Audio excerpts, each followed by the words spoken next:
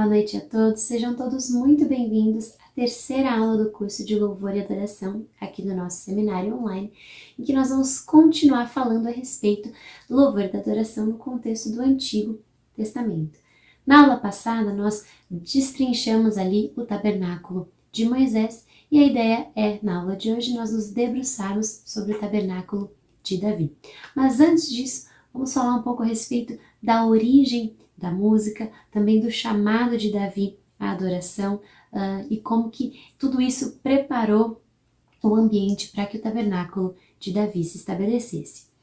Ao final da aula de hoje, vocês poderão acessar todo o material referente a essa aula aqui no link na descrição do vídeo aqui no YouTube, em que vocês vão poder acessar o material da aula, a apostila, os slides, o texto também que deve ser lido após a aula de hoje, que se chama O Tabernáculo de Davi.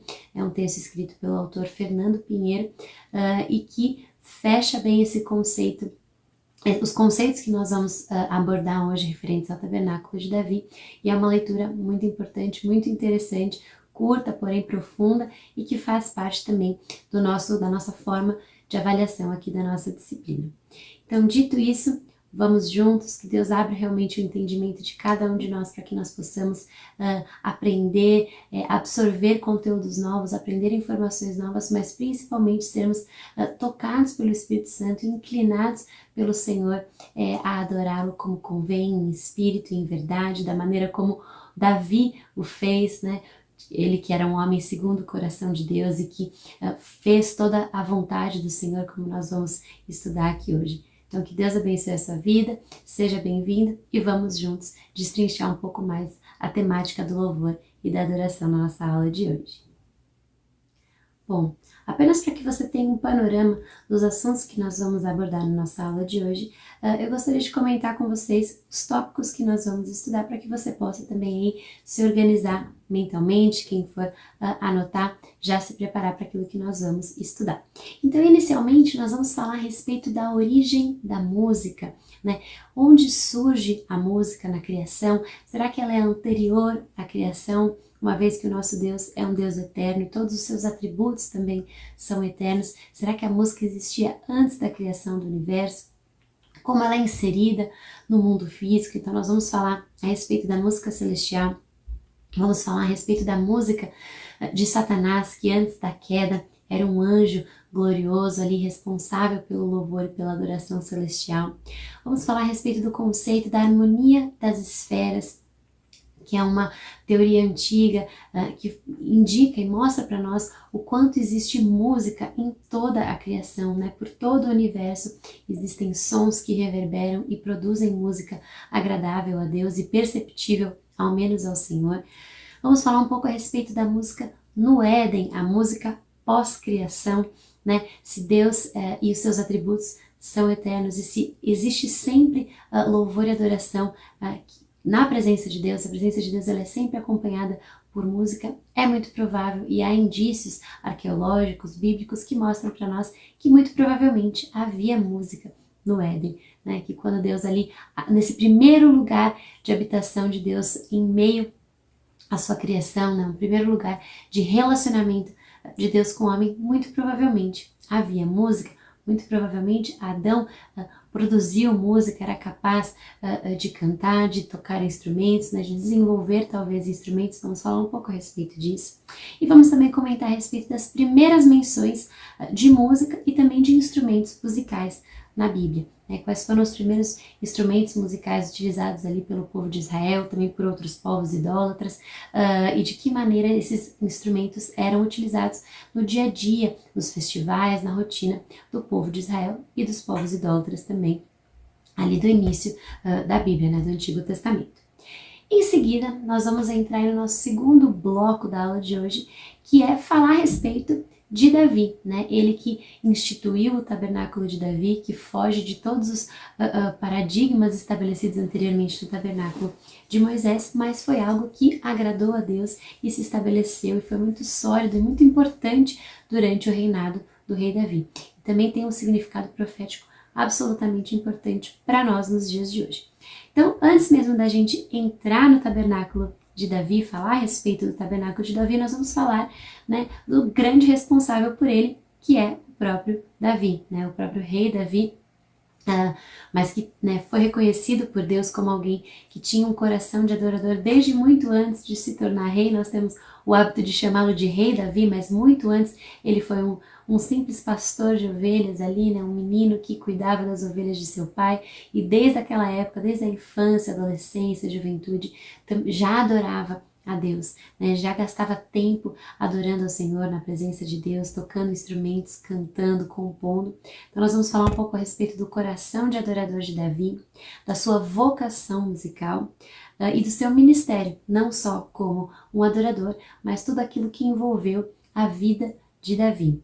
Vamos falar também a respeito de Davi como um tipo de Cristo. A gente sabe que no Antigo Testamento existem várias figuras, né, vários homens de Deus e mulheres de Deus que apontam para o Messias, apontam para Jesus. E Davi, sem dúvida, é um dos mais importantes, né, dessas figuras, desses tipos de Cristo, né, dessas figuras messiânicas. Nós vamos falar um pouquinho a respeito de semelhanças entre Davi e o próprio Jesus. E considerando que Jesus foi um lugar de habitação da presença de Deus e o tabernáculo de Davi também, a gente também consegue observar semelhanças entre o caráter, entre a vida do rei Davi e a vida de Jesus. Isso também está muito refletido no tabernáculo de Davi.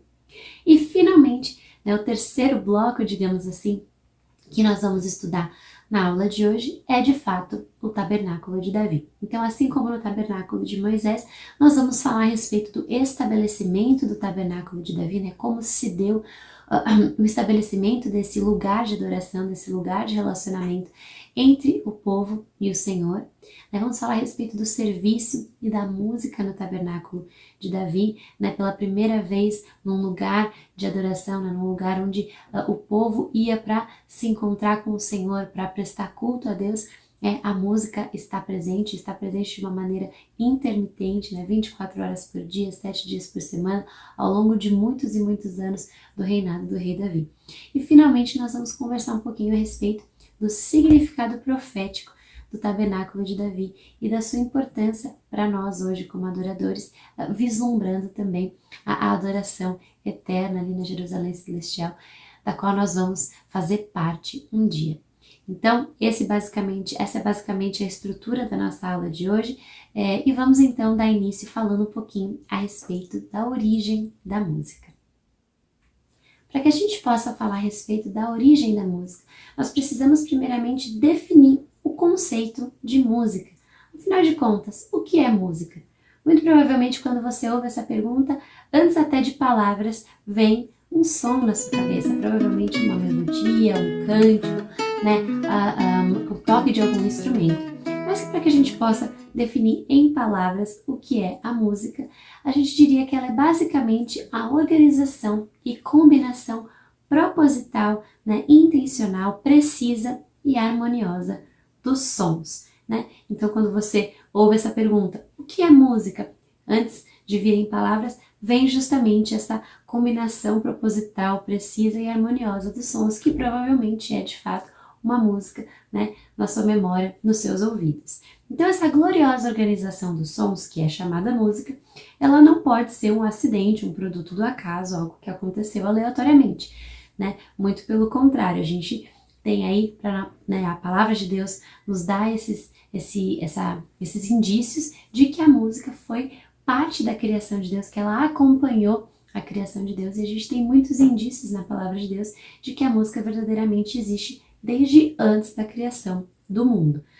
Então, embora a maioria dos historiadores comecem os estudos relacionados à música por volta do século III depois de Cristo, né, a gente tem esse entendimento de que a sua origem remonta a milhares de anos antes disso, né? A primeira vez que a música é mencionada na palavra de Deus é ali em Gênesis capítulo 4, versículo 21, em que nós vemos a figura de Jubal, que é chamado do pai de todos os que tocam harpa e flauta. Então, cronologicamente, ali lendo a Bíblia, em Gênesis a gente vê a primeira menção a instrumentos musicais e há um músico que foi justamente Jubal.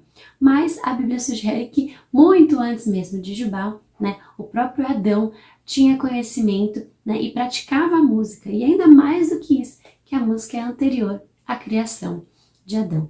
Né? A gente, a partir de alguns versículos que nós vamos comentar aqui, a gente entende que a música se originou realmente antes da criação do mundo, né? Que a sua origem real é uma origem celestial. Né? E a fonte para esse estudo, a fonte para esse entendimento é justamente a palavra de Deus. Então vamos comentar um pouquinho a respeito dessa origem da música, essa origem celestial da música, né? Como surgiu a música no mundo espiritual e como ela foi inserida no mundo físico, no mundo natural.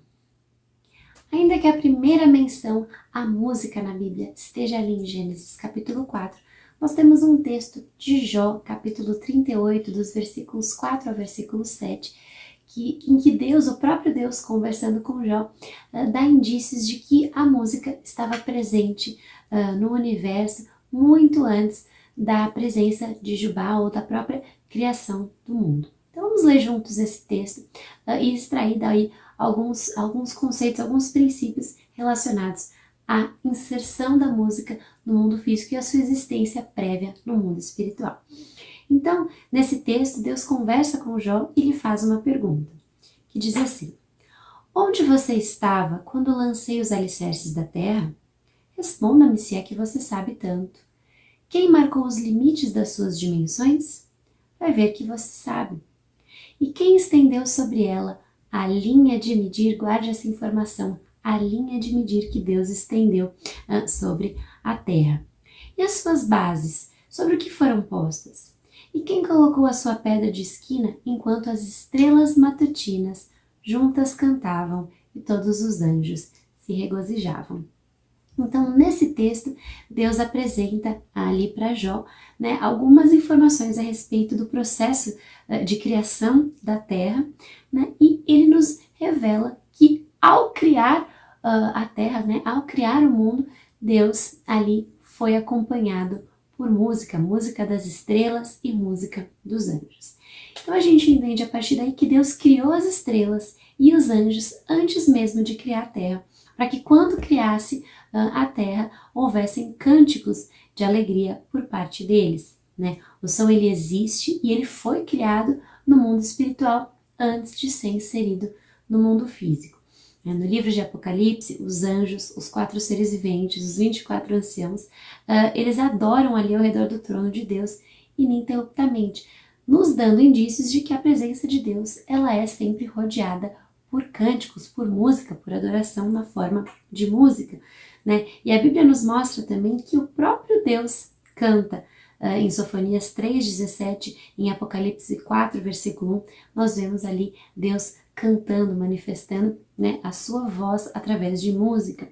Né? E se Deus é eterno e todos os seus atributos, inclusive a sua voz, sempre existiram, a música, ou ao menos a capacidade para a música, para a existência da música, né, sempre existiu. Então, muito antes dela ser criada no nosso mundo natural, no nosso mundo físico, ela existia ali no mundo espiritual. E com a criação dos anjos, a música então toma uma forma institucionalizada. Né? Os anjos eles foram criados com habilidade musical inata e eles tinham um chefe, né? um responsável, um ministro, que era justamente o arcanjo Lúcifer, que depois da queda ficou conhecido, né? Sendo conhecido como Satanás. Antes da sua queda, ele era um regente do coral celestial, né, um músico muito importante ali dentro do contexto angelical. E nós vamos falar então um pouquinho a respeito da música de Satanás, que também é anterior à criação do mundo. Assim como a passagem de Jó 38, que nós lemos agora há pouco, a passagem de Ezequiel 28, versículos 12 e 13, nos ajuda a entender um pouco melhor a respeito da música de Satanás, antes e depois da sua queda. Então esse texto nós vamos ler juntos, ele diz o seguinte: Filho do homem, levanta uma lamentação sobre o rei de Tiro e dize-lhe: Assim diz o Senhor Deus, tu eras o selo da medida, cheio de sabedoria e perfeito em formosura. Estiveste no Éden, jardim de Deus. De toda a pedra preciosa era a tua cobertura. Sardônia, topázio, diamante, turquesa, ônix, jaspe, safira, carbúnculo, esmeralda e ouro. em ti se faziam os teus tambores e os teus pífaros, no dia em que foste criado, foram preparados. Essa passagem descreve um anjo magnífico, né, que esteve no Éden e em quem se formaram instrumentos musicais. Os tambores, muito utilizados pelos hebreus como instrumento de percussão, e os pífaros, que são instrumentos de sopro semelhantes ali à flauta doce.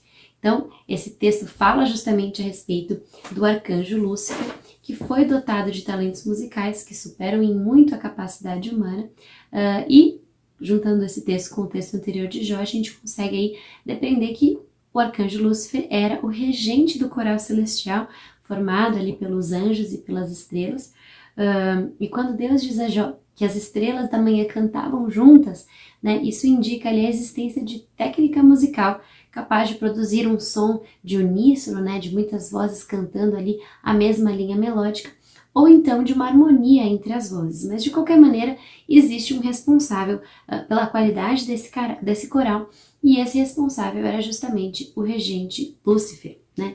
Mas quando Satanás se rebelou, essa música tão gloriosa, tão perfeita e que acompanhou ali a criação do mundo, ela se perverteu e se tornou distorcida. Em Isaías 14, versículos 11 e 12, o profeta fala a respeito do barulho produzido pela queda dos instrumentos de Satanás e que foram lançados às profundezas imediatamente antes dele próprio, né? Então fica aí um alerta para nós.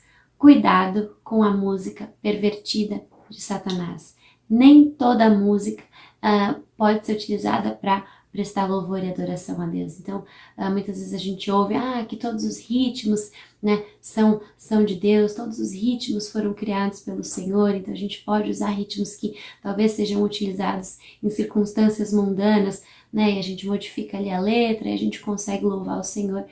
E não necessariamente isso é verdade. Então a gente deve ficar muito atento, a gente não tem tempo para se aprofundar nesse assunto aqui, mas nem toda música, nem todo ritmo, né, nem toda forma de produzir canções é agradável a Deus, né? Então, cuidado com a música pervertida de Satanás, né? Estejamos atentos a o que determinados ritmos, determinadas estruturas musicais produzem em nós em matéria de sentimentos, de pensamentos, né, de atitudes físicas, corporais, mentais, porque existe sim uma música distorcida, pervertida, né, caída junto com a rebelião de Satanás, que pode sim ser muito prejudicial e em nada se assemelha à música que é agradável ao Senhor e que pode ser utilizada por nós como uma ferramenta de adoração ao Senhor.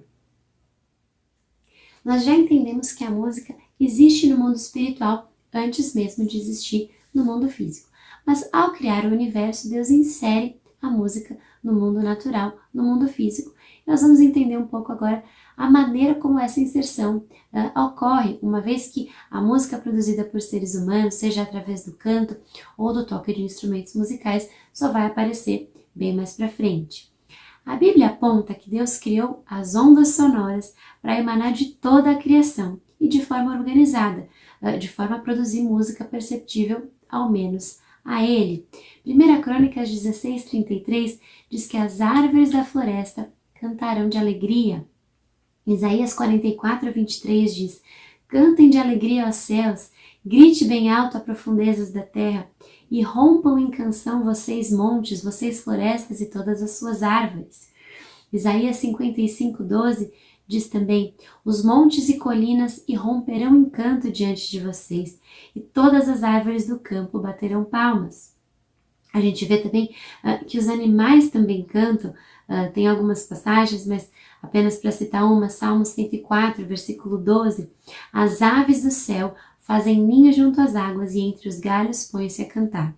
Né? As árvores da floresta cantam, os céus cantam, as profundezas da terra gritam bem alto, os montes irrompem em canção, as árvores do campo batem palmas, né? Os animais cantam.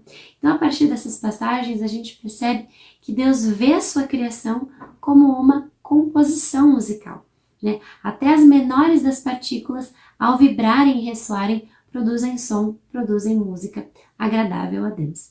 E é a partir desse entendimento que eu gostaria de conversar um pouquinho com vocês a respeito da harmonia das esferas, um conceito antigo, compreendido desde a antiguidade pelos hebreus e que fala um pouco a respeito da presença da música na criação, no universo como um todo, não somente na Terra, desde o início, desde a criação do universo. Desde a antiguidade, os hebreus compreendem a ideia da harmonia das esferas. Esse é o entendimento atribuído ao matemático grego Pitágoras, que diz basicamente o seguinte: os planetas se relacionam uns com os outros em tons musicais, ou seja, as distâncias entre eles são proporcionais às distâncias entre os intervalos musicais, fazendo com que os planetas ressoem em tons musicais, como as cordas de um violão. O rei Davi tinha também esse entendimento. Ali na passagem de Salmo 19, dos versículos 1 ao 4, ele diz o seguinte: os céus declaram a glória de Deus e o firmamento anuncia a obra de suas mãos. Um dia faz declaração a outro dia e uma noite mostra sabedoria a outra noite. Não há linguagem nem fala onde não se ouça a sua voz. A sua linha se estende por toda a terra e as suas palavras até o fim do mundo. E essa palavra linha, aí presente no versículo 4, que também estava presente ali na passagem de Jó, em que Deus fala com Jó a respeito da linha de medir que ele colocou ali para criar o mundo. E essa palavra pode significar corda musical. Inclusive, quando cita esse versículo em Romanos, o apóstolo Paulo usa a palavra grega para a linha que se traduz também como voz, ali em Romanos 10, 18. Então, a partir dessa passagem e desse conceito aí estabelecido pelo matemático grego Pitágoras, a gente entende que os hebreus antigos tinham conhecimento de astronomia, né? Sem dúvida aplicaram esse conhecimento para compreender também a teoria musical e chegaram ali à escala de 7 tons, né? Sobre a qual se estrutura toda a música, ao entender que os tons musicais se relacionam de forma análoga ao sistema solar. Então a escala de 7 tons, né, o Dó, Ré, Mi, Fá, Sol, Lá, Si, Dó, não foi algo determinado aleatoriamente ou por tentativa e erro, mas de fato é a melhor escala, né, é o melhor sistema que funciona melhor em termos matemáticos e tem tudo a ver ali com o sistema solar e as distâncias entre os planetas. Além disso, a Bíblia também indica que os hebreus acreditavam que o movimento dos corpos celestiais, dos astros, não apenas dos planetas, mas dos astros de outros corpos celestiais, também produzia certos sons. A partir desse argumento, da observação da velocidade dos astros e das medidas das distâncias entre eles, a gente verifica que estão ali nas mesmas proporções que os acordes musicais, permitindo a conclusão de que o som emitido pelo movimento circular das estrelas, por exemplo, é uma harmonia, como de fato a gente viu na passagem que fala a respeito da música de Satanás, sendo ali o regente do coral das estrelas que produziam um som harmonioso. A ciência moderna comprova, inclusive, essa crença dos antigos ao afirmar que pode existir som em qualquer espaço onde ondas mecânicas possam navegar, o que significa que as ondas podem ecoar entre as atmosferas dos planetas. Então, ao voar pelo espaço, os corpos celestiais emitem sons que se harmonizam como uma composição musical, assim como a criação, né, que é visível a nós aqui no planeta Terra, é capaz de produzir música. Gostaria de recomendar para vocês um filme, na verdade, apenas a primeira cena de um filme chamado O Som do Coração, em que um menino que tem um ouvido absoluto e um talento extraordinário para música, ele sai em meio à natureza e ao ouvir o barulho do vento, movimentando as folhas das árvores, os passarinhos cantando, dentro da cabeça dele começa a tocar uma sinfonia extraordinária. E muito provavelmente o rei Davi, que foi um exímio músico, extremamente talentoso, né, e gastou muito tempo ali junto à natureza, na presença de Deus, buscando a presença de Deus, adorando ao Senhor, muito provavelmente ali, né, nesse período da sua juventude em que ele gastou ali em silêncio, junto às ovelhas, junto aos riachos, junto às árvores e aos pássaros, muito provavelmente também ele foi capaz de perceber essa presença da música com uma composição musical mesmo celestial na criação, e isso influenciou também a composição dos seus salmos e a forma como ele desenvolveu a música de maneira sem precedentes e extraordinária, como nós vamos ver a seguir.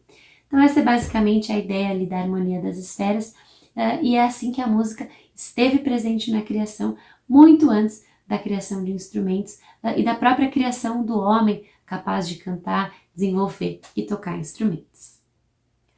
Vamos falar rapidamente a respeito da música no Éden, o primeiro lugar de habitação de Deus em meio ao ambiente criado, ao ambiente onde os humanos já existiam, e é o primeiro lugar onde Deus se relaciona diretamente com o homem, antes do pecado, de forma totalmente ligada, perfeita e harmoniosa. Então, a gente vê que Deus instruiu a criação a respeito da música. Ao percorrermos as escrituras, ali em especial o livro de Salmos, a gente percebe que a música tem um papel vital na adoração ao Senhor. Deus determinou o uso da música na celebração do Shabat, por exemplo, semanalmente aos sábados, nos festivais anuais, nas festas do povo de Israel. Então, a gente pode concluir que provavelmente Deus instruiu também Adão em relação aos princípios básicos da música, ou pelo menos lhe deu ali pistas de como desvendá-la por conta própria. Deus criou o homem no 6º dia e usou o 7º dia para lhe ensinar o princípio espiritual da gratidão, que, de acordo com o Salmo 92, versículo 1, deve ser um momento para louvar ao Senhor e cantar louvores ao seu nome. De manhã, anunciar a sua benignidade e todas as noites a sua fidelidade. Esse salmo foi inclusive escrito para ser entoado ali durante o ritual do Shabat, ou seja, no 7º dia da semana, o dia de descanso. A gente não sabe se houve música, né, se houve hinos cantados ali no primeiro dia de descanso do homem e da mulher, e se Deus os instruiu a respeito de cantar ou de tocar instrumentos, mas esse é de fato um princípio estabelecido por Deus. E aí surge a pergunta, será possível que houveram instrumentos musicais no Éden, né? A presença de Deus habitava no jardim e a sua presença é sempre cercada por música, de acordo ali com Apocalipse 5:8.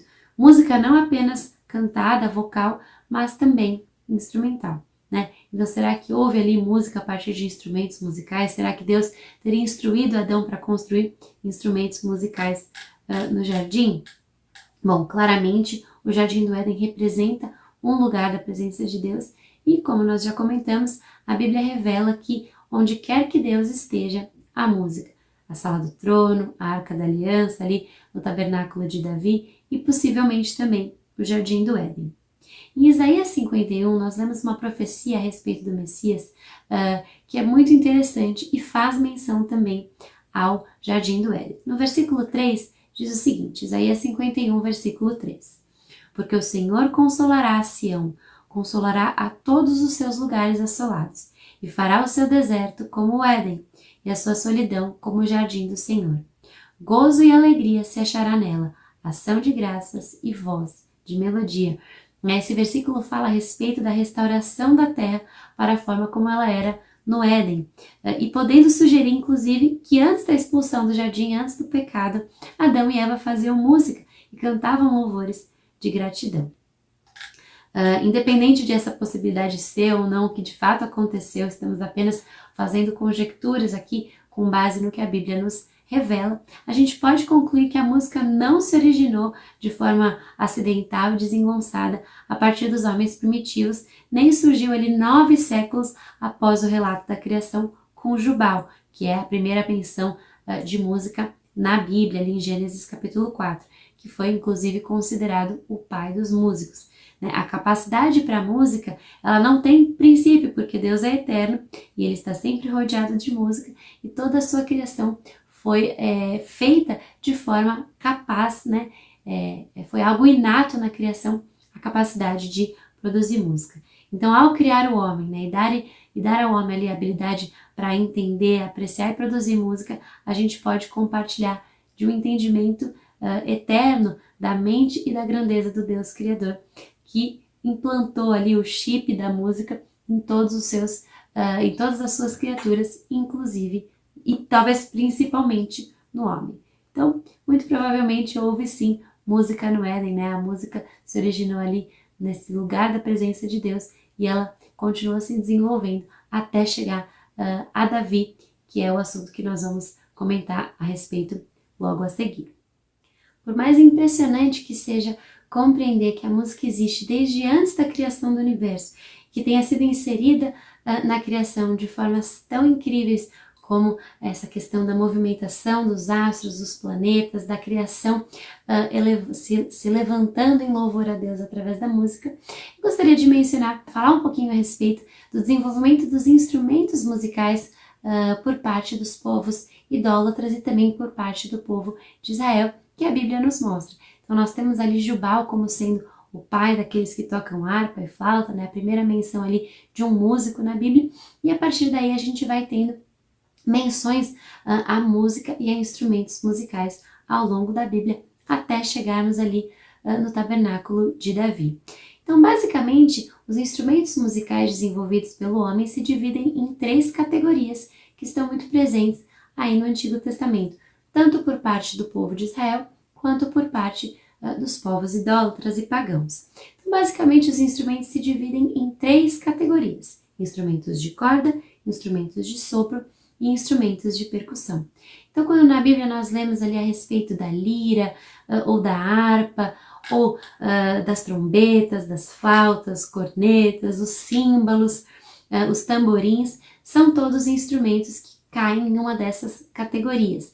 Então, nós não vamos destrinchar isso muito a fundo aqui, mas no material de vocês existe uma tabela que se chama justamente Primeiras Menções de Música e Instrumentos Musicais na Bíblia, que traz essas subdivisões, né, as referências bíblicas para cada um desses instrumentos, né, o original em hebraico que define esses instrumentos e a forma como eles aparecem aí na Bíblia, na nova versão internacional. Então isso é algo que vocês podem dar uma olhada, porque eu tenho certeza que surge sempre essa curiosidade quando a gente lê ali, né, a respeito da cítara, a respeito do chofar, a respeito da lira, né, que instrumentos são esses? São instrumentos de corda, de sopro, de percussão, né, os símbolos. O que são os símbolos?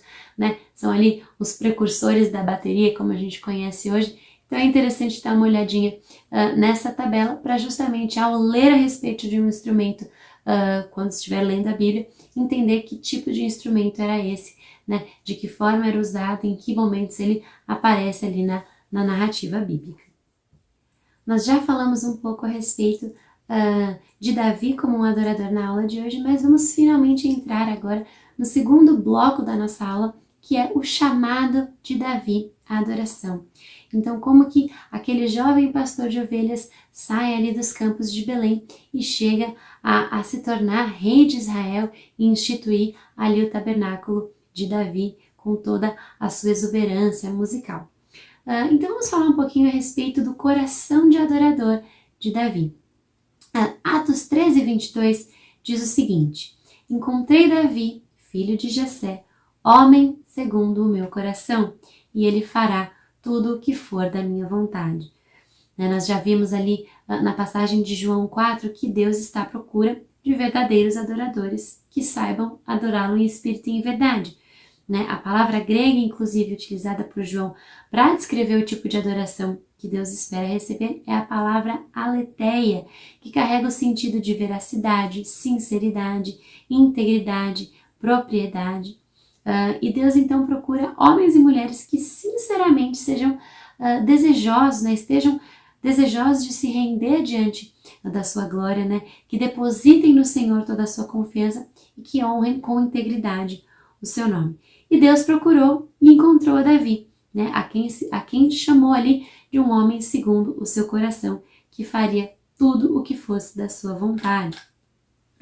Davi apresentava as características de um verdadeiro adorador e a gente pode aprender a partir do seu exemplo, a sermos adoradores também a quem o Senhor busca. Vamos olhar então para essas 3 características trazidas aí pelo versículo de Atos, para entender melhor o tipo de adorador que Deus deseja encontrar em nós e encontrou em Davi. Primeiro Deus fala, encontrei a Davi um homem, Essa pequena palavra nos revela que Deus está em busca de homens e mulheres reais, de carne e osso, né, falhos, mas que sejam comprometidos, né, estejam dispostos a aprender e a buscar ao Senhor. Davi, ele sempre foi um homem responsável, trabalhador, né, ele foi um pastor excelente, dedicado, né, sempre assumiu responsabilidades, enfrentou desafios, né, lá no início apacentou as ovelhas do seu pai com zelo e depois enfrentou e venceu um gigante em nome do Senhor. Então, ele era um homem, alguém real, de carne e osso, né, com atitudes firmes e comprometidas, dedicadas e que agradaram a Deus por conta disso. Ele também foi chamado de segundo o coração de Deus, né? Porque o Senhor encontrou em Davi virtudes, comportamentos, pensamentos e motivações que o agradavam. Ser segundo o coração de Deus, né, significa ter basicamente a mesma forma do coração de Deus. É como se a mesma forma que formou o coração de Deus, se é que esse coração, né, caso ele tivesse sido feito, é a mesma forma em que a gente coloca o nosso coração para assumir a forma do coração de Deus, o que significa que nós vamos agir como Ele age, sentir como Ele sente, pensar como Ele pensa, né? E se a gente quiser ter esse coração no mesmo formato do coração de Deus, a gente precisa conhecer o Senhor, desenvolver um relacionamento de intimidade com Ele, né? Conhecer e ouvir a sua voz. Em resumo, Deus se agradou de Davi porque ele era um homem segundo o coração de Deus. E isso acontecia por duas razões básicas, né? Ele tinha esse coração quebrantado, disposto a aprender, e ele conhecia o Senhor, ele tinha intimidade com Deus, ele vivia um relacionamento real com o Senhor. E finalmente a terceira parte desse versículo diz: fará tudo o que for da minha vontade. Né? Então, assim como havia no coração de Davi essa disposição de fazer toda a vontade de Deus, não apenas a parte dela que o agradasse, o nosso coração deve também estar totalmente inclinado à obediência ao Senhor. Né? Jesus afirmou que aquele que não está comigo está contra mim, e aquele que comigo não ajunta, espalha. Então, a gente deve estar realmente dedicado totalmente ao Senhor. E antes de qualquer coisa, Davi foi um servo disposto, né, a se doar ali primeiro pelas suas ovelhas, depois quando se tornou rei pelo seu povo. E o Filho do Homem também não veio para ser servido, mas para servir e dar a sua vida em resgate por muitos. Né? Isso nos mostra que todo cristão é chamado a servir a Deus. Isso está na base da definição da adoração, como nós já vimos na primeira aula. Né? O servo, ele não possui direitos, ele não é dono das suas próprias vontades, mas ele vive para servir os outros. Né? E servir a Deus tem tudo a ver com isso, com oferecer a sua vida em sacrifício, pagar um preço.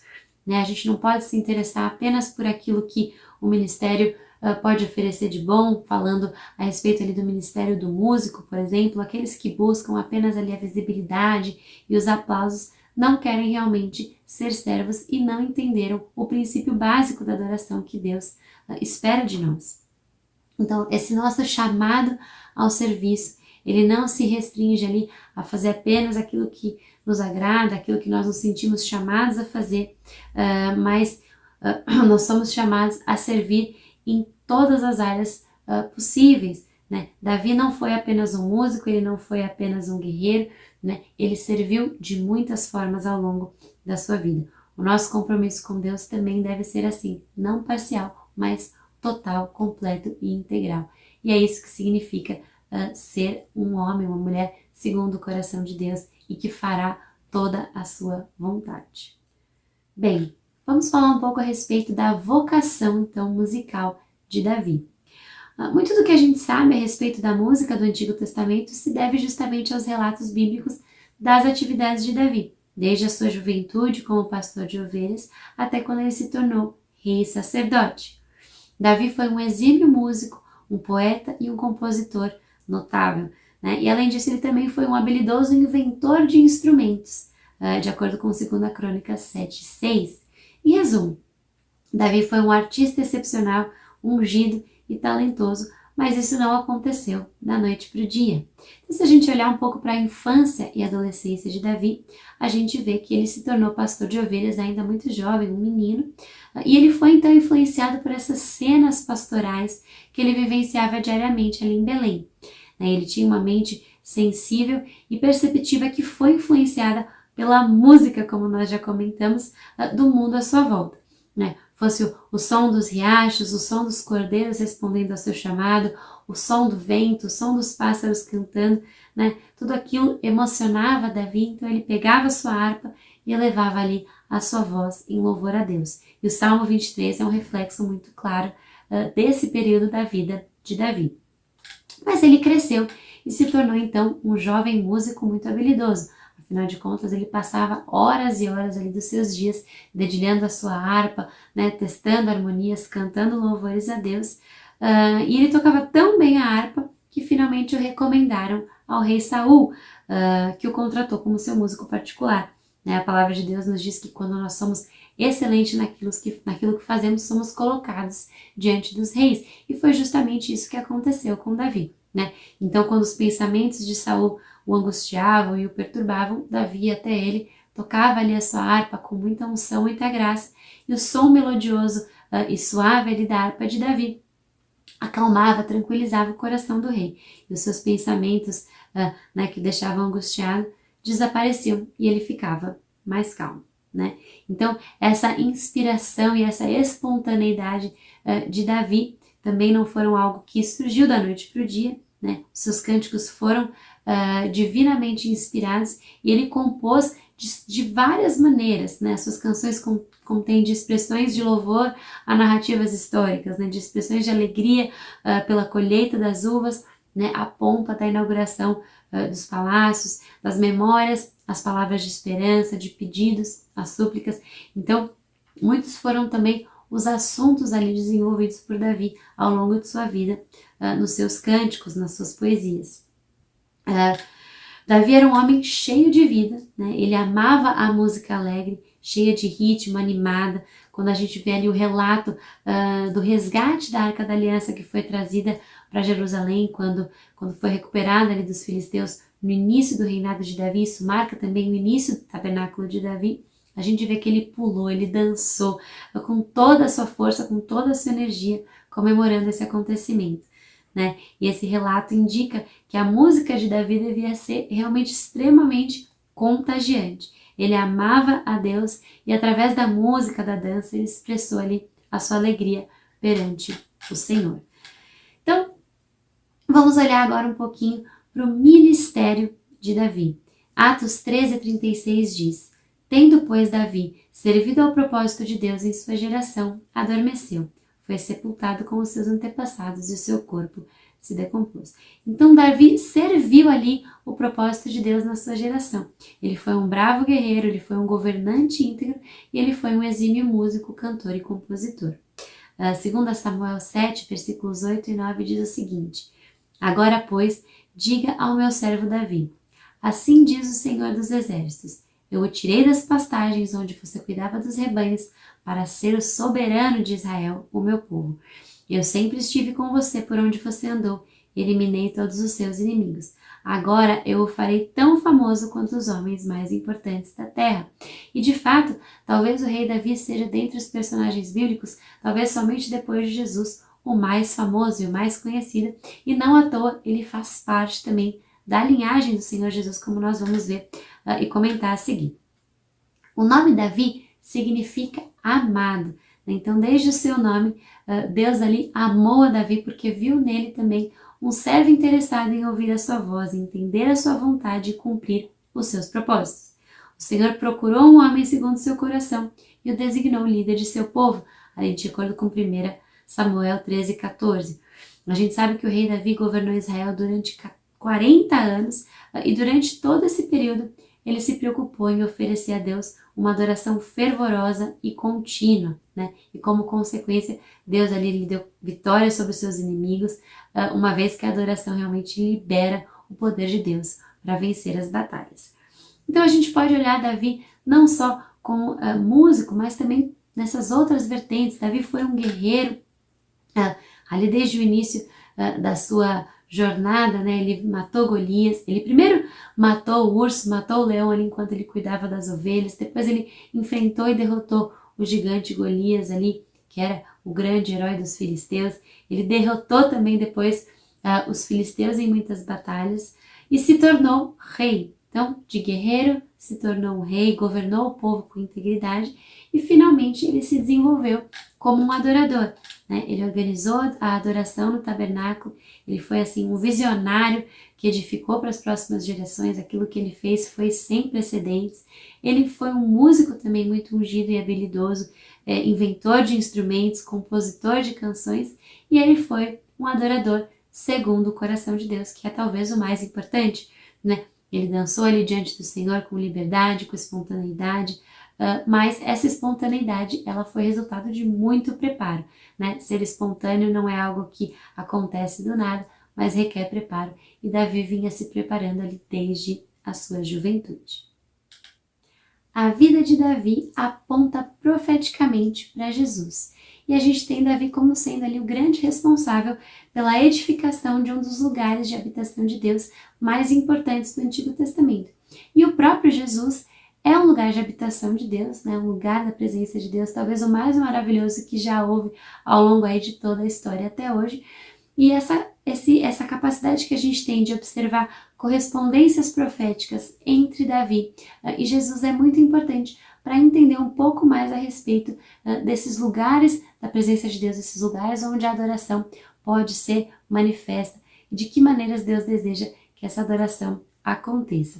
Então, a gente tem ali que, assim como aconteceu com Jesus, o caráter de Davi, ele é provado e demonstrado quando ele passa por desafios e sofrimentos. E as suas reações em meio à provação revelaram a sua integridade, o seu amor sincero a Deus e tornaram possível justamente a existência do tabernáculo de Davi. Jesus é chamado, né, ele é reconhecido por um homem cego como filho de Davi, ou seja, né, o descendente prometido por Deus para trazer cura e libertação para o mundo. Então a gente vê essa relação entre os dois e a gente vai comentar um pouco agora a respeito de 12 pontos de correspondência profética entre Davi e Jesus, né? Semelhanças que houveram entre eles e que possibilitam um melhor entendimento também da estrutura do tabernáculo de Davi, que foi permitida por Deus ao ver nele alguns elementos que depois também seriam manifestos em Jesus.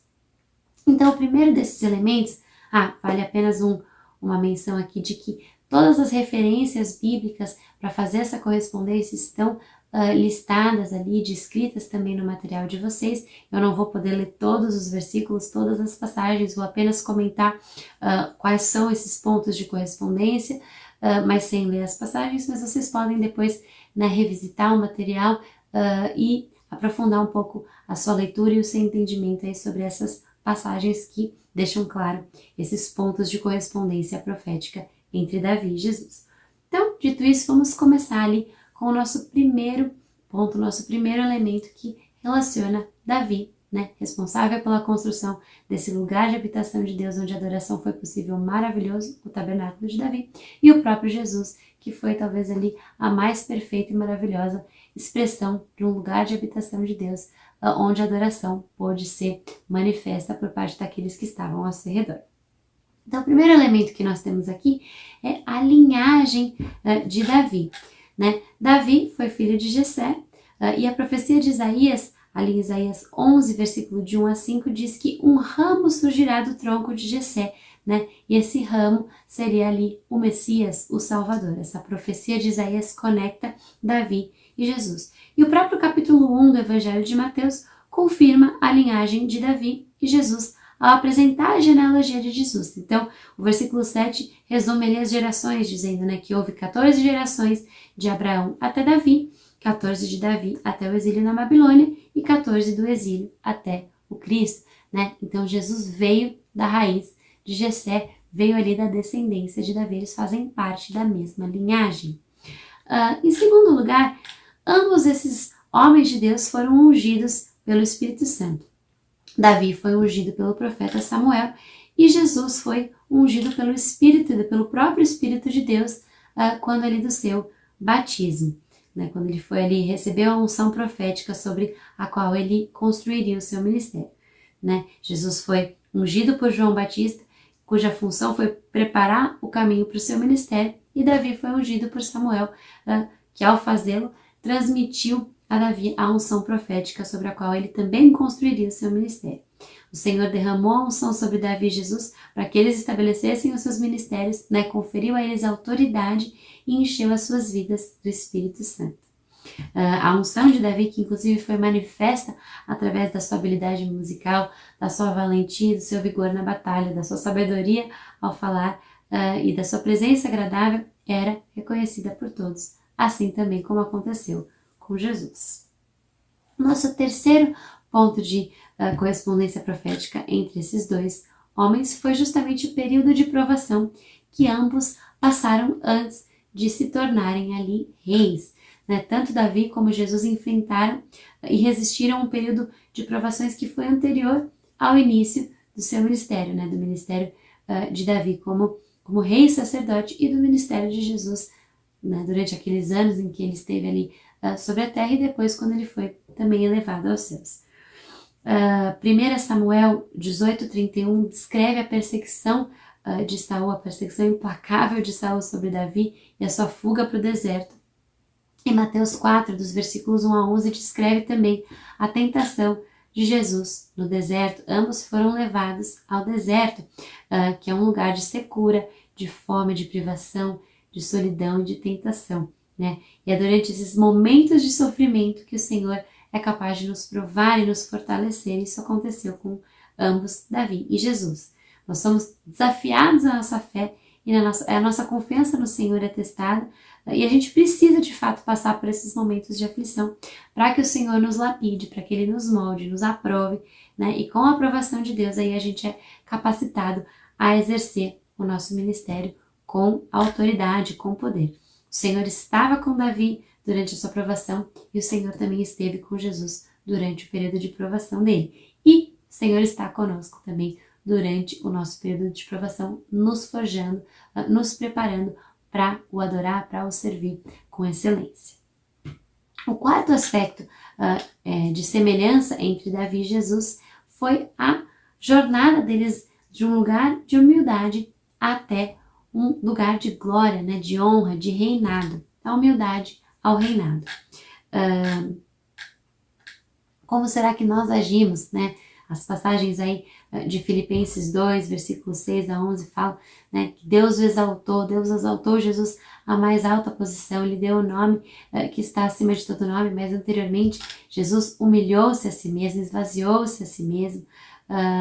O Filho do Homem não tinha ali onde reclinar a cabeça, de acordo com Mateus 8:20, e aconteceu também com Davi, né, que era um homem pobre e de humilde condição, que depois veio a se tornar rei, né? Então o Senhor é quem nos honra, né? E Ele o faz no tempo certo, mas importa a forma como nós agimos durante os períodos de anonimato, de humilhação, de dificuldade, como a gente lida com essa falta de reconhecimento, né?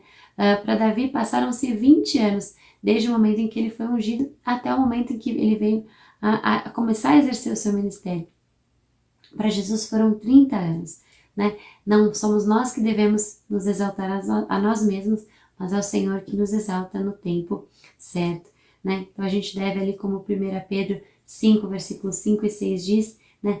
Sejamos humildes uns para com os outros, porque Deus se opõe aos orgulhosos, mas concede graça aos humildes, né? Então por essa condição de humildade é que Deus os conduziu depois a uma condição de poder, de autoridade e de reinado. Em quinto lugar, nós temos aí a qualidade de pastor, tanto de Davi quanto de Jesus, né? Ambos foram pastores. Um bom pastor não permite que nenhuma ovelha se perca. Davi foi assim com as suas ovelhas, né? Enfrentou o urso, enfrentou o leão para protegê-las. E da mesma maneira, Jesus é chamado de o bom pastor, né? Que cuida das suas ovelhas com zelo. O coração do pastor é um aspecto muito importante aí do caráter do adorador. O adorador não pode adorar a Deus de forma egoísta, pensando apenas nos seus próprios interesses, mas deve conduzir as ovelhas à presença de Deus através da adoração. O sexto ponto de correspondência profética entre eles dois é o que de fato está na própria palavra, né? Ambos foram profetas, né? Então, Davi foi reconhecido como profeta, Jesus foi reconhecido como profeta, e o ministério profético de Davi é um vislumbre ali da nova aliança que seria estabelecida através de Jesus. O mentor de Davi no ministério profético foi o próprio profeta Samuel, né? Ele tinha um relacionamento com ele o ungiu, ele o instruiu também. Davi compôs cânticos proféticos a respeito do Calvário, a respeito da ascensão de Jesus aos céus, e profetizou também a respeito da recepção de Jesus no reino celestial, né? Muitas e muitas gerações antes da vinda de Jesus. Ele foi reconhecido como um profeta também no Novo Testamento, e as suas últimas palavras fizeram menção justamente ao seu ministério profético. Ele disse: o Espírito do Senhor falou por meu intermédio, a sua palavra esteve em minha língua. Ali em 2 Samuel 23. Então, a restauração da adoração em Israel, né, que foi possível ali através da construção do tabernáculo de Davi, é um marco espiritual que tem um significado profético muito importante e que deve ser compreendido e considerado né, pela igreja contemporânea, pela igreja moderna, porque um dia nós vamos ali voltar ao que foi feito na época do tabernáculo de Davi, mas em toda a sua plenitude. O sétimo ponto que nós gostaríamos de ressaltar é que tanto Davi quanto Jesus foram seguidos pelos pobres em espírito e pelos pobres, aqueles que estavam em dificuldades, né? Isso nos leva a avaliar o nosso coração. Quando a gente se dirige ao povo de Deus, as pessoas, será que se sentem acolhidas, né? Nós somos atraentes, né, ao pobre, ao desesperançado, aquele que está abatido, necessitado. Quando as pessoas dessa forma se aproximam de nós, será que a gente as está abençoando, pastoreando, mesmo que nós estejamos nós próprios passando por momentos de crise e dificuldade, que foi o caso de Davi e de Jesus. Então, como adoradores a quem o Pai aprova, nós devemos adorar em todos os momentos e não apenas quando nós estamos, né, com tudo certo nas nossas vidas, nos sentindo alegres e com vontade de louvar ao Senhor.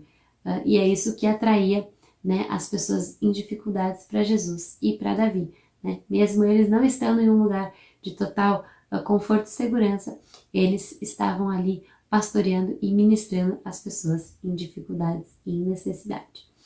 Os homens à sua volta, né, tanto os homens à volta de Davi quanto os homens à volta de Jesus, foram homens valorosos, né? Os homens de Davi eram guerreiros destemidos, né? Eles reproduziram as qualidades que observaram na vida de Davi, né? Quando eles começaram a segui-lo, eles eram homens amargurados, descontentes e se tornaram grandes heróis, né? Dignos de muita honra, reconhecimento, depois de passarem a caminhar com Davi. Foram líderes durante o seu reinado e instituíram também a ordem da adoração no tabernáculo. Os seguidores de Jesus, da mesma forma, eram homens simples, pouco instruídos, que ao conviverem com Jesus aprenderam dele e absorveram as suas características, né, se tornando aí corajosos, cheios de autoridade. Eles lançaram também os pilares da igreja cristã e estabeleceram o reino de Deus na terra, a partir do que Jesus tinha lhes ordenado.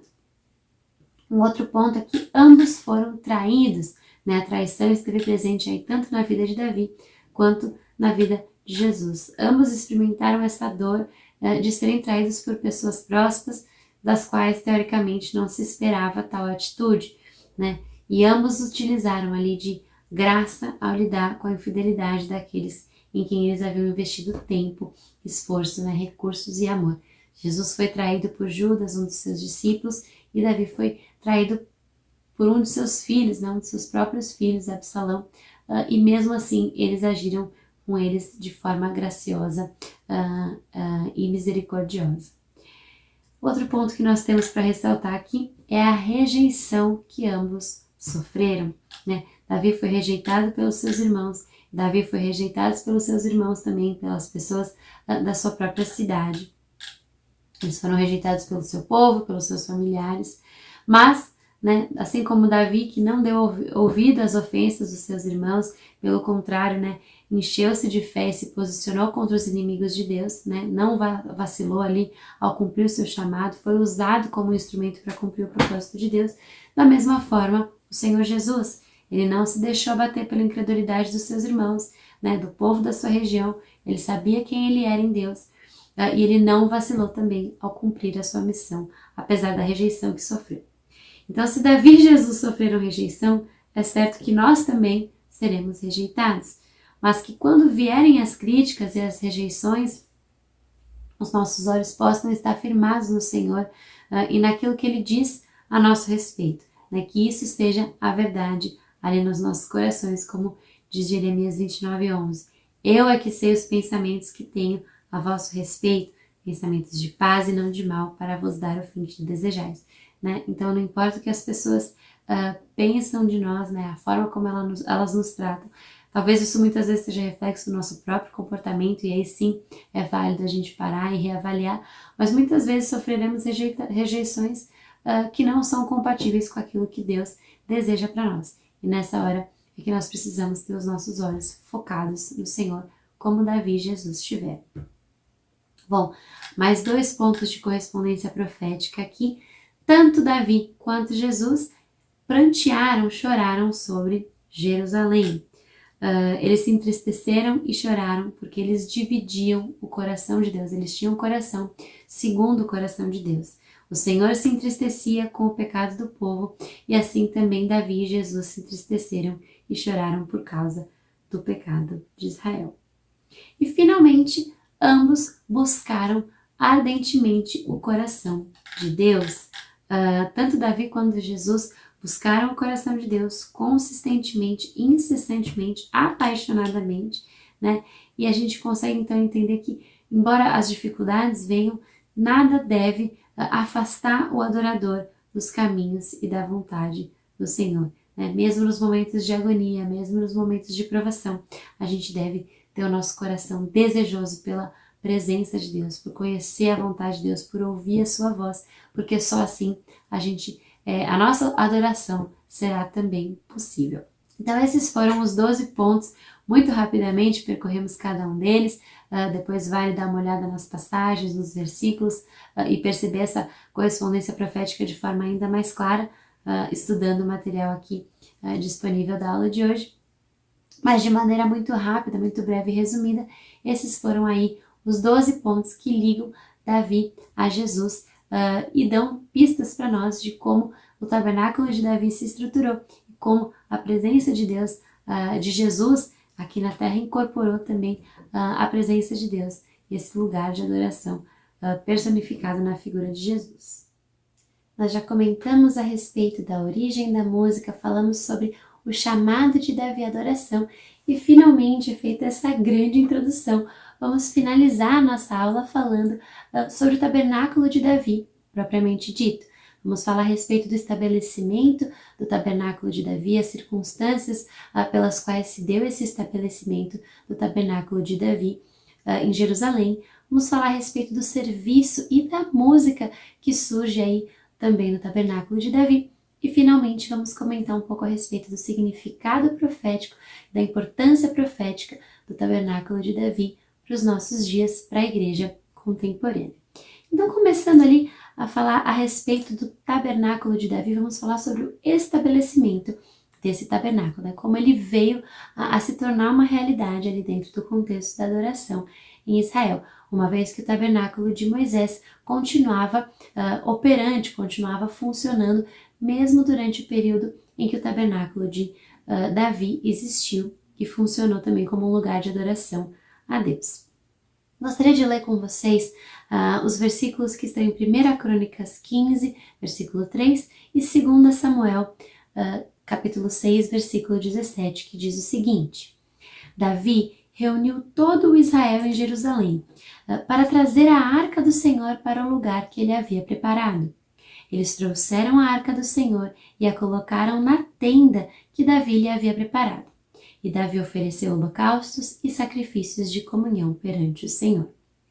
Bem, as circunstâncias do estabelecimento do tabernáculo de Davi estão ali em 1 Crônicas, nos capítulos 15 a 17, depois dos capítulos 22 a 29, mas, resumidamente, né, a gente sabe que desde a sua juventude Davi ansiava pela presença de Deus E após a morte de Saul, quando ele foi ungido, primeiramente rei de Judá e depois tornou-se também rei de Israel, ele entendeu que para governar ele precisava que a presença de Deus estivesse ali com ele, habitasse juntamente com ele, para que ele pudesse ser um bom governante para o povo de Israel.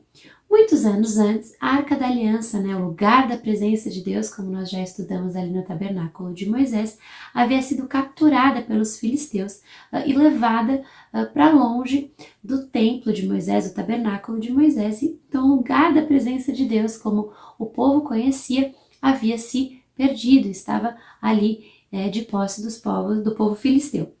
Então, Davi, logo como a primeira atitude, a primeira ação ali do seu governo, foi justamente recuperar a Arca de Deus. Davi nem cogitou governar o povo de Israel sem a presença de Deus, ele desejou desde o início restaurar a presença de Deus no meio do povo e por isso, imediatamente após se tornar rei sobre Israel, Davi reuniu ali os seus melhores guerreiros e foi em guerra contra os filisteus para recuperar a Arca de Deus.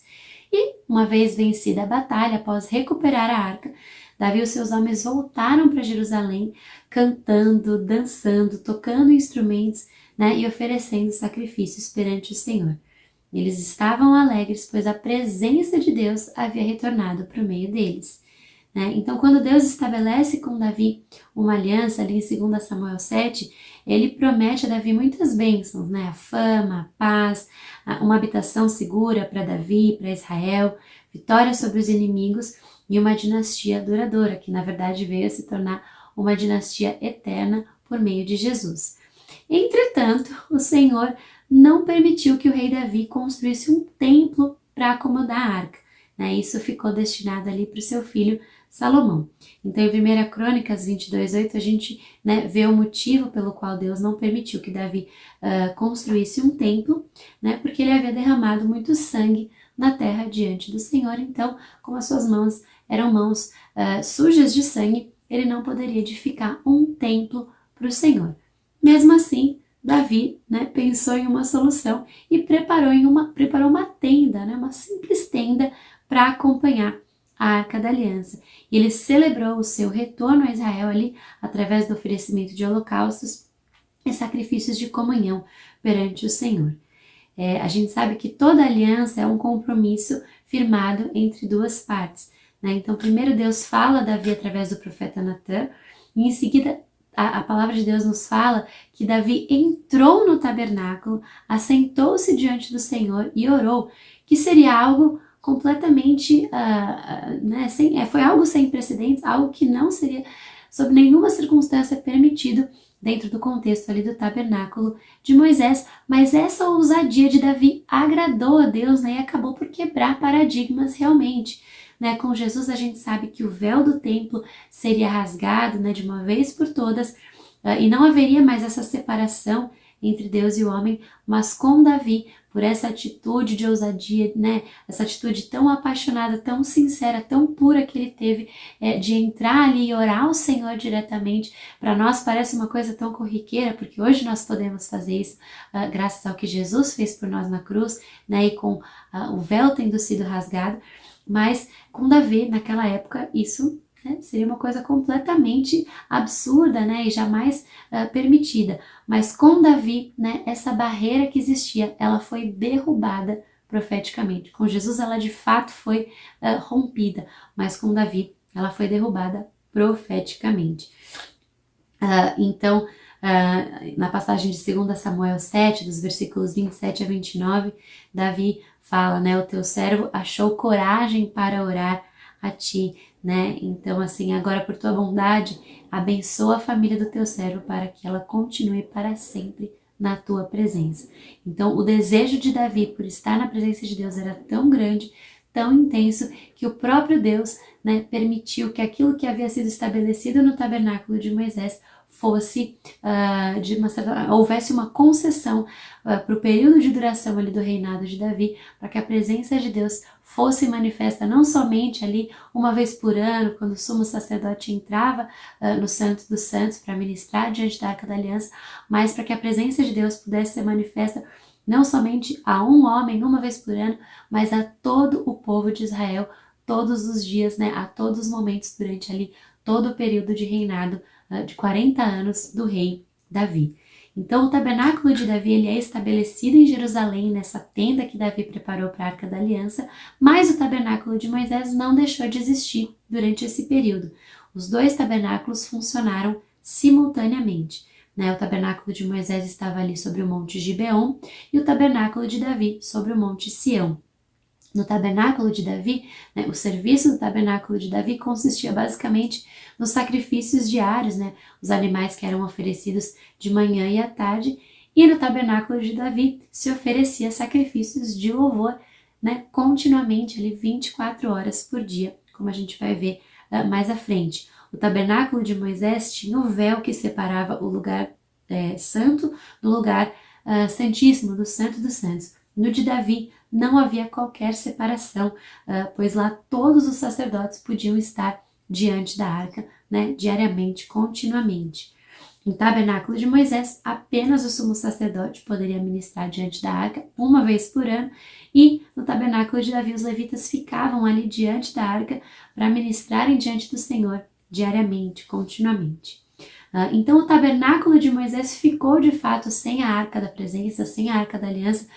Quando Davi a recuperou, ele não devolveu a arca ali ao tabernáculo de Moisés, mas ele a quis perto de si, ali em Jerusalém. Ele falou: bom, eu preciso da presença de Deus junto a mim, para que o meu reinado seja efetivo, para que eu possa cumprir o meu chamado, cumprir o meu propósito como rei de Israel de maneira excelente, de maneira temente ao Senhor, debaixo da direção de Deus. Então houve ali a instituição desse ministério de música, no tabernáculo de Moisés. Tudo era feito em silêncio, não havia louvor, Davi não devolveu a arca para aquele lugar, mas ele trouxe a arca ali para junto de si e instituiu um ministério de música, com cantores, com instrumentos, que tinha tudo a ver com quem ele era e com a forma como ele, desde a sua infância e juventude, adorou ao Senhor. Ele desenvolveu ali a música como uma ferramenta, como uma forma de prestar a sua adoração a Deus, e foi isso que ele instituiu ali no seu tabernáculo durante todo o período do seu reinado. Bom, vamos então falar sobre o serviço e a música no tabernáculo de Davi. Nós nos lembramos e acabamos de comentar também que o serviço no tabernáculo de Moisés se dava em silêncio. A adoração ao Senhor não envolvia música. Isso vai mudar aqui no tabernáculo de Davi, sendo que então boa parte da forma de se ministrar perante o Senhor, do serviço do tabernáculo de Davi, era manifesto através da música. O Salmo 150, versículo 6, na verdade o Salmo todo é um chamado à adoração com música, e ali no versículo 6 o salmista diz: tudo o que tem vida louve o Senhor. Então Davi realmente desejava que todo o povo de Israel entrasse em contato com a presença de Deus através da música, algo que foi inédito, era inédito até então na história da nação de Israel. Então, com base na sua experiência pessoal, na sua vivência pessoal de adoração ao Senhor, Davi ensinou o povo a adorar a Deus com louvores e instituiu então que houvesse música para acompanhar a adoração. Ele estendeu ali a sua experiência pessoal e íntima de adoração a Deus a todo o povo, porque ele sabia o que significava estar na presença de Deus, e a música era o veículo que na sua vida permitia que ele acessasse a presença de Deus, que ele abordasse e se achegasse ao Senhor.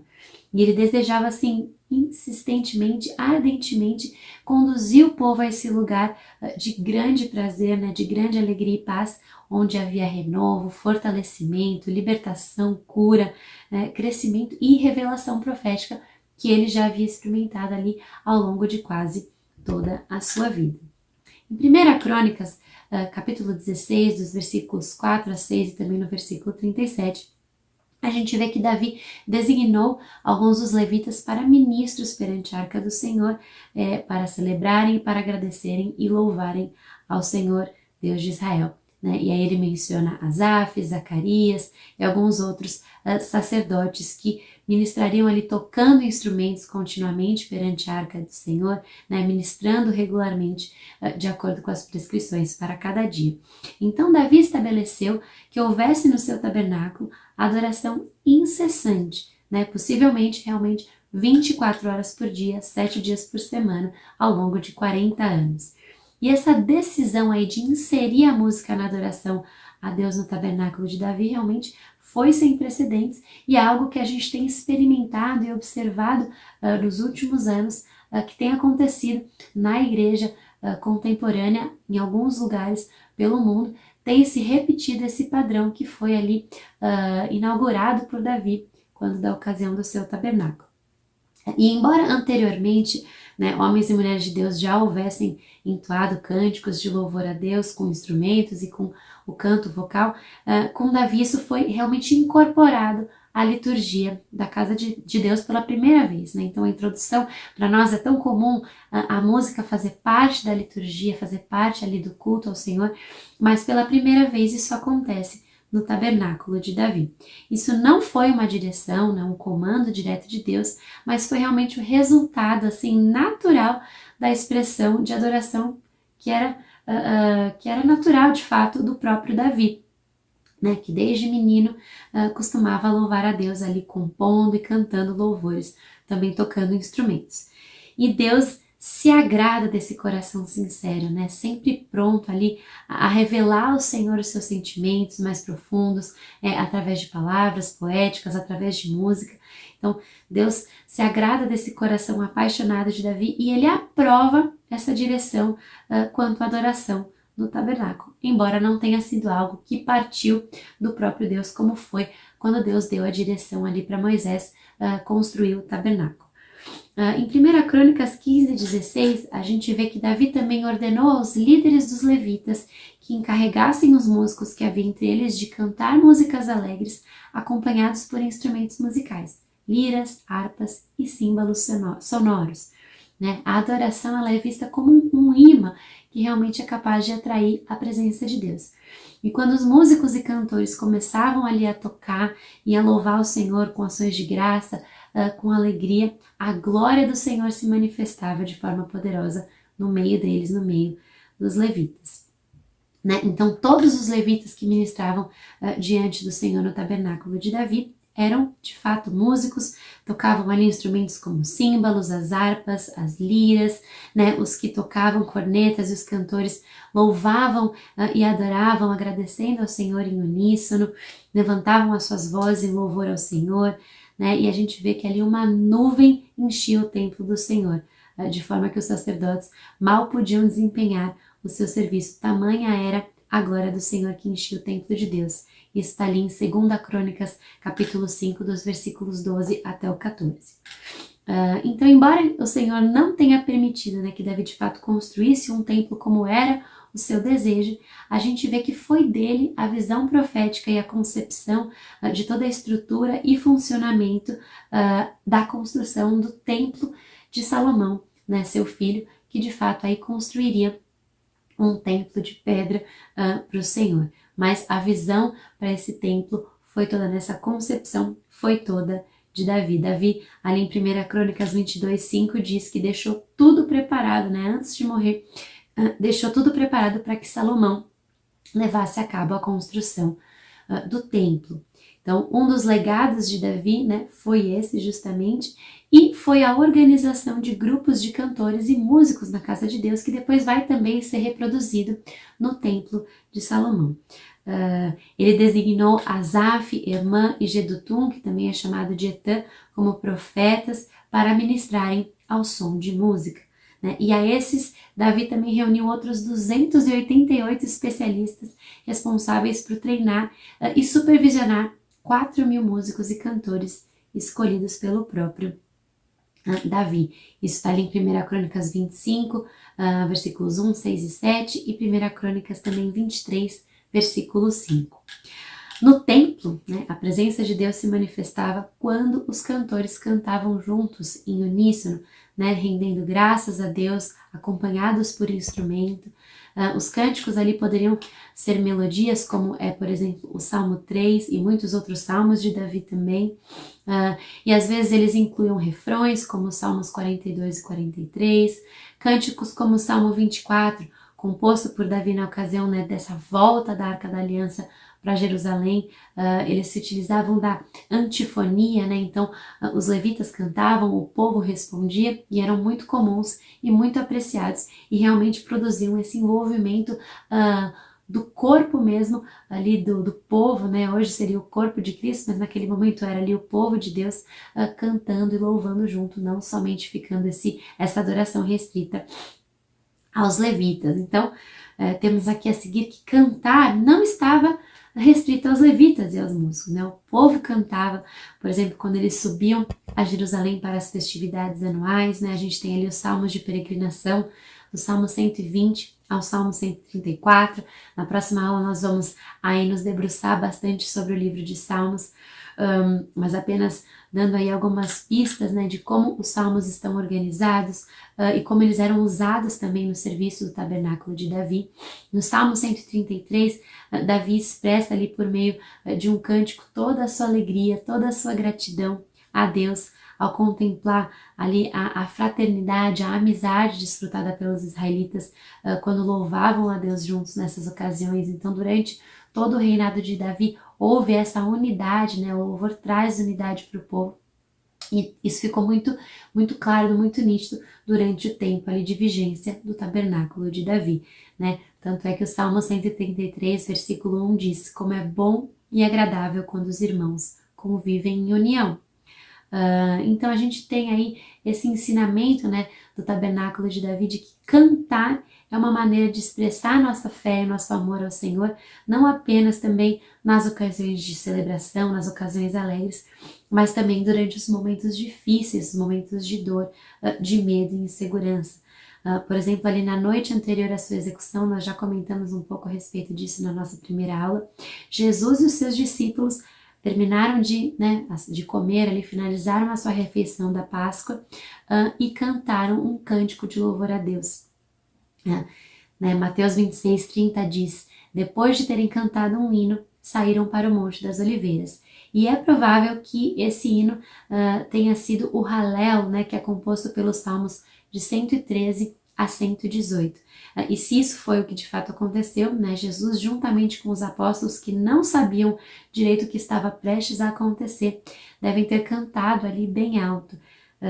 Salmo 116, dos versículos 1 a 4, dentre os outros trechos que eles cantaram, mas diz o seguinte: então vamos imaginar Jesus e os discípulos ali após terem comido a ceia, um pouco antes de tudo que viria a acontecer com Jesus, né, a morte, a crucificação, todo aquele sofrimento, mas eles declararam juntos ali: eu amo o Senhor porque Ele me ouviu quando lhe fiz a minha súplica. Ele inclinou seus ouvidos para mim e eu invocarei toda a minha vida. As cordas da morte me envolveram, as angústias do Sheol vieram sobre mim. Aflição e tristeza me dominaram. Então clamei pelo nome do Senhor. Livra-me, Senhor. E a gente vê muito a qualidade desse cântico na oração de Jesus ali, né, em aflição no Getsemane. Então esse salmo aí, né, profeticamente escrito pelo rei Davi, né, foi cantado posteriormente por Jesus e tem tudo a ver com o sofrimento que estava por vir. Então, mais uma vez a gente percebe aí essa sombra profética de Davi em Jesus. Vamos então finalizar a nossa aula, de fato, agora continuamente falando a respeito do significado profético do tabernáculo de Davi. Nós já pontuamos aí alguns elementos a respeito desse significado profético ao longo de toda a nossa aula, mas de fato agora vamos pontuar alguns elementos que estão muito presentes no tabernáculo de Davi e realmente carregam esse peso profético que aponta aí para o que viria a acontecer, coisas que já se cumpriram e coisas que ainda virão a se cumprir né, dentro da vida da igreja, do povo de Deus.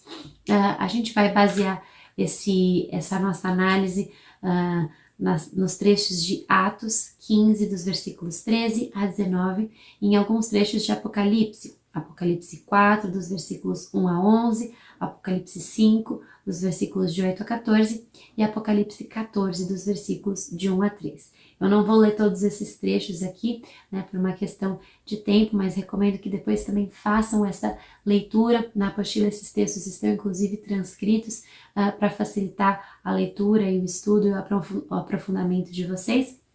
Mas eu vou direto ali para a análise desses pontos aí que carregam um significado profético do tabernáculo de Davi. Então a gente vê que a grandiosidade ali do louvor e da adoração que foram oferecidos a Deus em Jerusalém durante o reinado de Davi foram realmente uma sombra profética do que será a adoração celestial na Nova Jerusalém. O povo experimentou ali um pouco dessa sensação de eternidade enquanto houve louvor e adoração no tabernáculo de Davi, né? Uma vez que a presença de Deus se manifestou ali de forma semelhante, ainda que parcial, ao que será um dia no céu. Então a gente vê que Davi foi responsável pela adoração, pela restauração da adoração em Israel, e aponta para nós, como igreja hoje, né, sermos responsáveis pela restauração profética do louvor e da adoração na igreja. Né? Um dia nós estaremos ali prostrados diante do trono de Deus, né? Vamos adorar o Senhor por toda a eternidade. Então por isso nós precisamos, como Davi, aprender a adorar em espírito e em verdade, né, segundo o coração de Deus, e assim profeticamente posicionar os nossos corações na sala do trono celestial. A gente percebe vários elementos proféticos ali que estiveram presentes na adoração no tabernáculo de Davi, são elementos que em grande parte têm sido restaurados na igreja hoje, e muitos que ainda virão a ser restaurados, né, e encontrarão ali a sua plenitude um dia no céu, na Jerusalém celestial, onde realmente a sombra profética do tabernáculo de Davi vai se cumprir na sua plenitude. Então eu vou destacar aí alguns pontos, são 16 aspectos, eu não vou me alongar em nenhum deles, mas apenas mencionar, e aí você vai pensando se esses elementos já estão presentes, já têm sido restaurados na igreja hoje, ou se ainda serão restaurados aí ao longo do nosso amadurecimento como igreja contemporânea, ou serão aspectos que também serão completamente vivenciados ali quando nós estivermos na Jerusalém Celestial, esse último lugar eterno da habitação de Deus, do relacionamento de Deus com o homem através da adoração. Então a gente percebe ali no tabernáculo de Davi salmistas, né, compositores de canções e dirigentes de louvor, que é algo que a gente observa na igreja hoje, a presença de músicos e de cantores, a presença de danças, né, esse elemento dança que tem sido restaurado em grande parte nas nossas igrejas hoje, estava presente também no tabernáculo de Davi. A presença de grandes corais que cantavam em uníssono, cantavam em harmonia, a presença de cânticos espontâneos e proféticos, a presença de salmos e cânticos espirituais também, a presença de palmas e aplausos como expressão de louvor, que é algo que a gente vê aí muito ao longo do Antigo e do Novo Testamento, nós já falamos um pouco sobre isso também. Ações de graça, né? Muita gratidão, cânticos de louvor e de gratidão a Deus, né? Os festivais anuais que aconteciam ali e que também têm sido restaurados, serão ainda restaurados na igreja. Uma diversidade de instrumentos musicais, essa adoração contínua, né? Através de turnos e que se mantém ali 24 horas por dia. A gente tem, por exemplo, um exemplo talvez que retomou isso, né, que foi pioneiro na restauração desse aspecto do tabernáculo de Davi nos Estados Unidos, né, a IHOP, a International House of Prayer, mas isso também tem sido reproduzido em muitas outras regiões pelo mundo, né, mas uma sala de adoração contínua, né, em que músicos e cantores se revezam ali para que a adoração nunca esmoreça, nunca cesse. Então essa adoração contínua de 24 turnos, né, começou ali, a semente foi plantada ali no tabernáculo de Davi, mas é algo que tem continuado a acontecer ao longo, né, recentemente, e creio que cada vez aumentará mais rumo à volta de Jesus, né, a proclamação e a glorificação do nome do Senhor, não somente por parte dos levitas, mas por parte de todo o povo. Isso é um lembrete para nós, né? Devemos aí proclamar e glorificar o nome do Senhor, todos os cristãos, né, a santificação e a consagração diante de Deus, né, a restauração da santificação. A igreja tem sido chamada a se purificar e a se santificar, porque Jesus vem buscar uma noiva, né, pura, sem manchas, né, riso e bradas de alegria, né, como um elemento profético ali, sobrenatural, né, uma alegria sobrenatural que era derramada sobre aqueles que estavam adorando ali no tabernáculo de Davi. E finalmente, né, indiscutivelmente, a presença de Deus que habitava no meio dos louvores, né? A gente sabe que a presença de Deus habita no meio dos louvores. Os louvores eram incessantes ali no tabernáculo de Davi e a presença de Deus estava ali constantemente no meio do povo. E o nosso desejo para a igreja hoje, cada vez mais, é a restauração dessa presença viva e real do Senhor, né, no meio das nossas reuniões, onde 2 ou mais estiverem reunidos, que realmente a presença de Deus se faça presente e real, né? E no lugar da presença de Deus a gente sabe que há transformação, salvação, cura, mudança de vida, né? Vidas são resgatadas. Então, todos esses elementos, né, estão sendo restaurados dentro do contexto da igreja hoje e cada vez mais rumo à volta de Jesus. Dito isso, nós finalizamos a nossa aula. Gostaria de me aprofundar muito mais em cada uma dessas passagens. Esse é um assunto muito, muito rico, muito interessante, muito precioso e importante para nós hoje. Então eu recomendo que vocês façam a leitura não somente do texto básico da aula de hoje, né, o Tabernáculo de Davi, mas também façam a leitura da apostila, né, se tiverem, conforme o tempo e a disponibilidade de cada um, que se debrucem sobre as passagens bíblicas que elucidam e que dão fundamento para todos esses elementos que nós conversamos a respeito hoje, e também que já preparam o nosso coração para a nossa próxima aula, a aula 4, em que nós vamos gastar aí um tempo sobre o Inário de Israel, justamente o livro de Salmos, né, que traz aí tanta riqueza de informação e de conteúdo para nós como adoradores, como servos do Senhor, e que se achegam ao Senhor mediante a adoração. Dito isso, né, finaliza a nossa aula. Desejo a todos uma boa noite, espero que tenham sido edificados pelo conteúdo que nós compartilhamos aqui hoje e vejo vocês na semana que vem para a nossa aula 4, em que nós vamos falar a respeito dos Salmos, esse livro que é considerado o Inário de Israel e que foi escrito em grande parte pelo salmista Davi. É isso, uma boa noite a todos e até semana que vem. O período do céu. Quem está disposto a ser um vaso novo, erga sua voz. Vamos adorar a Ele nesta noite.